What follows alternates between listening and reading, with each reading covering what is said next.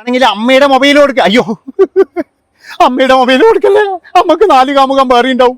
അമ്മക്ക് ചാറ്റ് ചെയ്തിട്ട് മക്കളെ കാര്യം നോക്കാൻ സമയമില്ല. മലപ്പുറത്ത് നടന്ന ഒരു ദുരന്തം നമ്മളെല്ലാവരും ഇപ്പോഴും വാർത്തയിൽ അതിങ്ങനെ നോക്കിക്കൊണ്ടിരിക്കുകയാണ്. അതിനെപ്പറ്റി പല ആൾക്കാരും അഭിപ്രായം പറയുന്നുണ്ട്.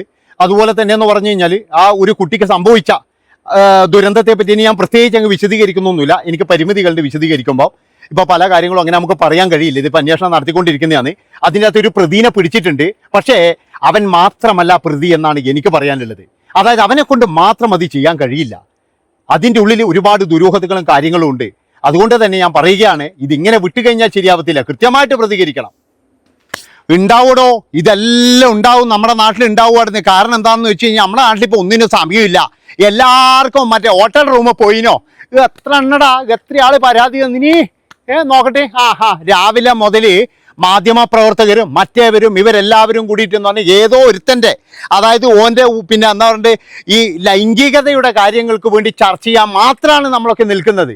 16 ഒരു കുട്ടിയാടാ മലപ്പുറത്ത്, നിങ്ങൾ കണ്ടില്ലേ? എന്നിട്ട് ഏതോ ഒരു ചെക്കനെ പിടിച്ചിട്ടുണ്ട്. ആ ചെക്കൻ മാത്രമായിരിക്കില്ല ഇതിൻ്റെ പുറകിൽ. ചിലപ്പോൾ ഇതിൻ്റെ പുറകിൽ എന്ന് പറഞ്ഞാൽ ഞാൻ പറഞ്ഞല്ലോ, ഇവിടെ ആൾക്കാർ ശ്രദ്ധിക്കാതിരിക്കുമ്പോൾ ഇതിൻ്റെ പുറകിൽ എന്ന് പറഞ്ഞു കഴിഞ്ഞാൽ മറ്റവന്മാർ അഴിഞ്ഞാടാൻ വേണ്ടി നോക്കുകയാണ്, സമൂഹ വിരുദ്ധര്. അതായത് അവർക്ക് നല്ല കാര്യമാണ് ഇപ്പോൾ. കാരണം എന്താ, ഇപ്പോഴും എന്ന് പറഞ്ഞാൽ എല്ലാവരുടെയും ശ്രദ്ധ എവിടെയാ, മറ്റേവൻ്റെ MLA എവിടെ പോയി, ഈ MLAൻ്റെ വിവരം എന്തുണ്ടോ ഇപ്പോൾ. ഇങ്ങനെയൊക്കെയാണ് നമ്മളിപ്പോൾ രാവിലെ മുതൽ ചർച്ച ചെയ്യുന്നത്. വേറെ ഒന്നും ചർച്ച ചെയ്യുന്നില്ല, ഇവിടെ ഒരു സംഭവം ചർച്ച ചെയ്യുന്നില്ല. രാവിലെ മുതൽ എന്ന് പറഞ്ഞാൽ ഇതുപോലെ ഈ തമ്മാടി കഥകൾ മാത്രമാണ് നമ്മൾ ചർച്ച ചെയ്യുന്നത്. സാധാരണക്കാരന് എന്താണ് ഇതിനെ കൊണ്ട് ഗുണോ? എന്തെങ്കിലും ഗുണമുണ്ടോ? നിങ്ങൾക്കോ എനക്കോ ഗുണമുണ്ടോ? ഇവൻ്റെയൊക്കെ ഈ ഹോട്ടൽ റൂമിലെ കഥ കേട്ടിട്ട് നമുക്കൊരു ഗുണവുമില്ല. അതാണ് ഇപ്പോഴും ശരിക്കും പറഞ്ഞാൽ നമ്മുടെ മാധ്യമങ്ങളെല്ലാം ചർച്ച ചെയ്തുകൊണ്ടിരിക്കുന്നത്. ഒരു ഗുണവുമില്ലാത്ത കേസ്. മലപ്പുറത്ത് ഇന്ന് നടന്ന സംഭവം നിങ്ങൾ കണ്ടോ? അതിൻ്റെ അകത്ത് ആരാ പ്രതി നിങ്ങൾ നോക്കണം, ആരാണ് കൊല്ലപ്പെട്ടത് നോക്കണം. അവിടെയാണ് നമ്മുടെ എന്താ പറയണ്ടേ, നമ്മുടെ നാട് പോകുന്ന ദുരന്തം എങ്ങോട്ടാണ്, എങ്ങനെ നമുക്ക് ഈ റോഡിലൂടെ ഇറങ്ങി നടക്കാൻ കഴിയും? ജോലി കഴിഞ്ഞു പോകുന്ന വീട്ടമ്മയെ കയറി പിടിക്കുന്ന 19കാരൻ. അതായത് അവനൊക്കെ ധൈര്യം നിങ്ങൾ ആലോചിച്ച് നോക്കണം. എന്തുകൊണ്ടാണ് ഈ ധൈര്യം? അതായത് നമ്മൾ തന്നെ എന്ന് പറഞ്ഞാൽ ഇത് ലഘൂകരിച്ച് കാണിച്ചു കൊണ്ടിരിക്കുകയാണ്. എന്ത് തമ്മാടിത്തരം ചെയ്തു കഴിഞ്ഞാൽ ഇവിടെ ഒരു കുഴപ്പവുമില്ല. ജയിലിൽ പോയി കിടക്കാം. ജയിൽ ആണുങ്ങൾക്കുള്ളതാണ്. പണ്ട് തിലകൻ പറഞ്ഞ പോലെ ജയില് ആണുങ്ങൾക്കുള്ളതാണ്. അതേപോലെയാണ് ഇപ്പോഴും ചെയ്തുകൊണ്ടിരിക്കുന്നത്. എന്ത് തമ്മാടിത്തരം ചെയ്തു കഴിഞ്ഞാൽ പേടിയില്ല, ഒരു ഭയവും ഇല്ല. മറ്റേ കേസിൽ ഒരുത്തനെ കൊണ്ടുപോകുമ്പോൾ അവനിങ്ങനെ ചിരിച്ചിട്ട് ഹീറോനെ പോലെ പോകുന്നു. ഗുണ്ടകളുടെ ഇന്റർവ്യൂ എടുക്കുന്നു. അവരെ വലിയ മഹത്വമാരായിട്ട്, മഹാരഥന്മാരായിട്ട്. ഇന്ന് ഒരു മാധ്യമപ്രവർത്തകൻ ചോദിക്കുകയാണ് ഒരു പെരും ഗുണ്ടയോട്, അപ്പോൾ താങ്കൾ ഈ കൊട്ടേഷൻ പരിപാടിക്കൊന്നും പോകില്ല എന്നാണോ? ഞാൻ നേരിട്ട് ഒരു കൊട്ടേഷനും ഏറ്റെടുത്തില്ല, പക്ഷെ വേറെ ആൾക്ക് വേണ്ടി ഞാൻ ചെയ്തു കൊടുക്കലുണ്ട്. മനസ്സിലാക്കണം നിങ്ങൾ. ഇതാണ് നമ്മൾ ലഘൂകരിക്കുന്നത്. അതായത് ഇവരെയൊക്കെ എന്ന് പറഞ്ഞു കഴിഞ്ഞാൽ മഹാന്മാരായിട്ട് നമ്മൾ വാഴിക്കുകയും ചെയ്യുന്നു. ഇവിടെ ഈ ഗുണ്ടകളെയും കൊട്ടേഷൻ ടീമും ഇങ്ങനെയുള്ളവരാ.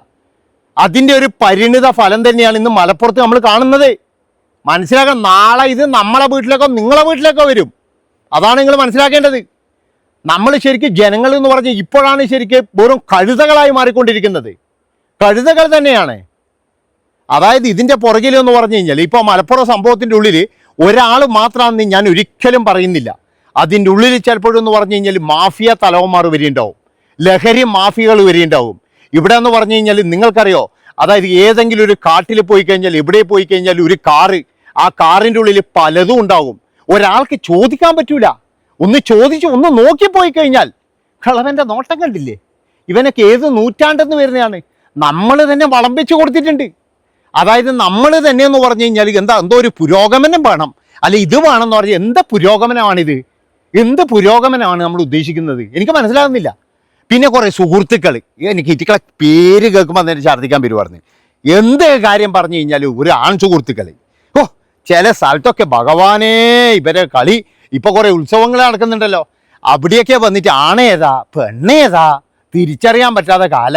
കാരണം എന്താ വെച്ചാൽ എല്ലാം ഒരുമിച്ച് അങ്ങ് കൂച്ചും കെട്ടിയിട്ട് പറയുന്നത് കൊണ്ടൊന്നും തോന്നരുത് എൻ്റെ പൊന്നോ മക്കളെ. കൂച്ച് കെട്ടിക്കഴിഞ്ഞാൽ ഇവിടെ എന്താടോ ഉണ്ടാവുക എന്ന് ചോദിക്കുന്നവരോടാണ് ഞാൻ പറയുന്നത്.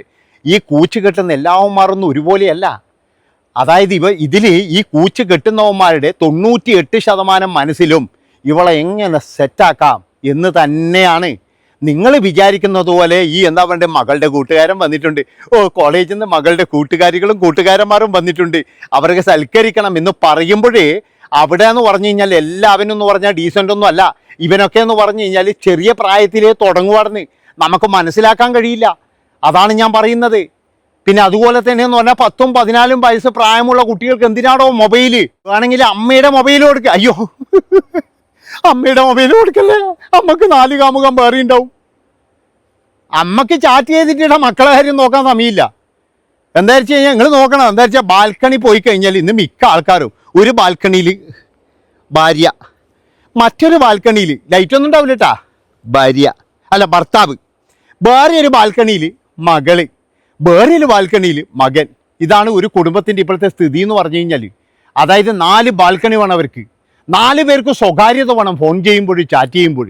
ആർക്കാണ് ചെയ്യുന്നത്, എന്തിനാണ് ചെയ്യുന്നതെന്ന് ആർക്കും അറിയില്ല.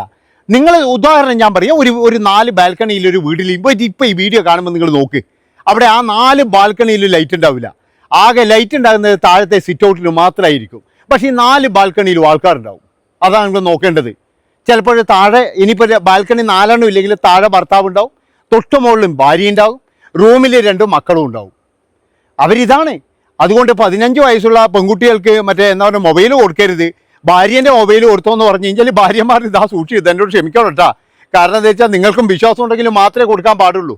അതുപോലെ തന്നെ എന്ന് പറഞ്ഞു കഴിഞ്ഞാൽ മൊബൈൽ വീട്ടിൽ നിന്ന് തന്നെ കെട്ടിപ്പൂട്ടിയിട്ട് എല്ലാവരും വെക്കുന്നത് എന്താ അറിയില്ല, ആരാ വിളിക്കുമെന്ന് അറിയില്ലല്ലോ, അതുകൊണ്ട് പേടിച്ചിട്ടാന്ന് ശരിക്കും പറഞ്ഞു കഴിഞ്ഞാൽ. അപ്പം നമ്മുടെ നാട് എന്ന് പറഞ്ഞു കഴിഞ്ഞാൽ ചില വൃത്തികെട്ട പരിപാടിയിലേക്ക് പോയിക്കൊണ്ടിരിക്കുകയാണ്. അതായത് പലരും എന്ന് പറഞ്ഞു കഴിഞ്ഞാൽ മൊബൈലിലാണ്. ഈ മൊബൈലിൽ എന്താ ചെയ്യുന്നത്, എന്താ കാണുന്നത് എന്നൊന്നും നമുക്ക് മനസ്സിലാകുന്നില്ല. നമ്മളൊക്കെ എന്ന് പറഞ്ഞാൽ ആരെയോ അനുകരിക്കാൻ വേണ്ടി നിന്നുകൊണ്ടിരിക്കുകയാണ്. അതുപോലെ തന്നെ എന്ന് പറഞ്ഞാൽ ഇതുപോലെയുള്ള നാറിയ കഥകൾക്ക് പുറകെ പോകുമ്പോൾ നമ്മളൊക്കെ വോട്ട് ചെയ്ത് കൊടുത്തവന് അവൻ നാറിയ കഥകൾ കാണിക്കുന്നു. അതുപോലെ അവനെ കാണിക്കാൻ വേണ്ടിയിട്ട് കുറേ ആൾക്കാർ, എന്നിട്ട് അവരുടെ ചാറ്റുകളെ പറ്റി ചർച്ച ചെയ്യുന്നു. അതിൽ കുറേ ആൾ അഭിപ്രായം പറഞ്ഞവനെ എടുത്ത് തൂക്കിയെടുത്ത് ഉള്ളിലിടുന്നു. ഇതൊക്കെ നമ്മൾ നോക്കുമ്പോഴേ നമ്മുടെ നാട്ടിൽ സമൂഹ വിരുദ്ധന്മാരില്ലേ, അവന്മാർ ഇതൊരു വലിയൊരു അവസരമായിട്ട് എടുത്തുകൊണ്ടിരിക്കുകയാണ്. അതാണ് നിങ്ങൾ മനസ്സിലാക്കേണ്ടത്. ഇന്നിവിടെ കൂടി വരുന്ന വാഹനാപകടങ്ങൾ, ഈ മലപ്പുറം സംഭവം പോലെയുള്ള ആ ഒരു എന്താ പറയുക സ്കൂളിൽ പോയ കുട്ടിയാ തിരിച്ചു വന്നിട്ടില്ല വീട്ടിൽ. അതാണ് നിങ്ങൾ മനസ്സിലാക്കേണ്ടത്. 5 മണിക്ക് മൊബൈൽ ഓണാന്ന് പറയുന്നത്, എന്നിട്ട് കണ്ടു കിട്ടിയത് 8 മണിക്ക്. മനസ്സിലാക്കണം നിങ്ങൾ. അപ്പം ഇതൊക്കെ എന്ന് പറഞ്ഞു കഴിഞ്ഞാൽ നമ്മുടെ പ്രശ്നം തന്നെയാണോ? നമ്മുടെ പ്രശ്നം, നമ്മൾ മാത്രം ഇതിനൊക്കെ കുറ്റക്കാർ. നമ്മളെന്തോ വലിയൊരു ഇത് കിട്ടിയതുപോലെ, എന്തോ ഒരു എന്നാ പറയേണ്ടത്, ഏതോ പവർ കിട്ടിയതുപോലെയാണ്. എല്ലാ കാര്യങ്ങൾക്കും മലയാളികൾ പൊളിയാണ്. മലയാളികൾ പൊളിയാണെന്ന് നിങ്ങൾ നോക്കണമെങ്കിൽ മലയാളികൾ താമസിക്കുന്ന സ്ഥലത്ത് പോകണം, വേറെ സ്ഥലത്ത്. മനസ്സിലായ? നമ്മൾ മലയാളികൾ പൊളിയാന്ന്, നമ്മൾ അതാണ് ഇതാണ് എന്നൊക്കെ പറയുമ്പോൾ നിങ്ങളൊരു കാര്യം ആലോചിച്ച് നോക്കണം. ഇതുപോലുള്ള സമൂഹ വിരുദ്ധന്മാർ നമ്മുടെ നാട്ടിൽ തലപൊക്കിക്കൊണ്ടിരിക്കുകയാണ്. അതുകൊണ്ടാണ് ഞാൻ പറയുന്നത്, ഇതിനെതിരെ കർശനമായ നടപടി എടുത്തില്ലെങ്കിൽ, അതായത് എപ്പോഴും എന്ന് പറഞ്ഞു കഴിഞ്ഞാൽ MLA മറ്റേ ഇവൻ്റെ പുറകെ പോയി കഴിഞ്ഞാൽ ഓൻ്റെ ലൈൻ കഥകൾ കേൾക്കാം, അല്ലെങ്കിൽ ഓൻ്റെ പിന്നെ TNT കഥകൾ കേൾക്കാം എന്നല്ലാതെ, TNT എന്ന് പറഞ്ഞാൽ നമുക്കറിയാലോ വാർക്കാൻ ഉപയോഗിക്കുന്ന സാധനം, ആ കഥകൾ കേൾക്കാം എന്നല്ലാതെ നമുക്കൊരു ഉപകാരവും ഇല്ല മക്കളെ. രോക്ഷം കൊണ്ടാണ് പറയുന്നത്, രോക്ഷം കൊണ്ട് തന്നെയാണ് പറയുന്നത്. നിങ്ങളത് ആലോചിച്ച് നോക്കണമായിരുന്നു. മനസ്സിലായ? നന്ദി, നമസ്കാരം. ഒന്ന് ഹൈപ്പ് ചെയ്ത് കളയാം എല്ലാവരും. എൻ്റെ വീഡിയോ അങ്ങ് കയറിപ്പോട്ടെ, നമ്മളേതായാലും നന്നാകാൻ പോകുന്നില്ല.